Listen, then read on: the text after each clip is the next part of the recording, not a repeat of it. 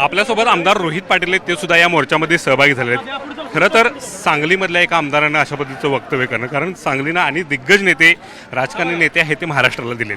इतिहासाची आणि या संस्कृतीची जर महाराष्ट्रातल्या पार्श्वभूमी राजकीय जर बघितली तर अशा पद्धतीचं वक्तव्य येणं हे योग्य नव्हतं.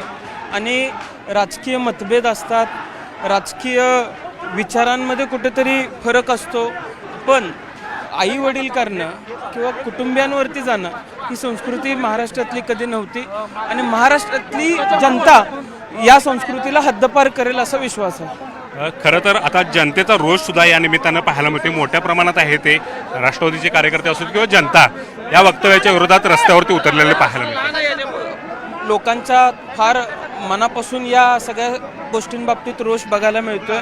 लोक विरोध करतात या प्रवृत्तीला आणि आम्हाला विश्वास आहे की सर्वसामान्य माणूस महाराष्ट्रामध्ये एक सुसंस्कृत लोकच आणि विचार राहावा या दृष्टिकोनातूनच येत्या काळामध्ये निर्णय घेतील.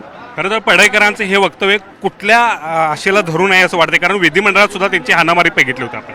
आता असं काही घडण्यामागे त्यांचा काय आशय असतो असं मला कधी वाटलं नाही, कारण रेग्युलरच काही अशा गोष्टी चालू आहेत. खरं तर महाराष्ट्रामध्ये सर्वसामान्य लोकांना मूलभूत प्रश्नांना बाजूला ठेवण्यासाठी अशी काही लोक सत्ताधाऱ्यांनी जवळ ठेवलेली आहेत का हे सुद्धा तपासण्याची आवश्यकता आहे. नक्कीच हे होते रोहित पाटील आणि त्यांनी पडळकरांचा बोलवता धनी कोण अशा पद्धतीचा सवाल आहे ते या निमित्तानं उपस्थित केल्याचं पाहायला मिळते.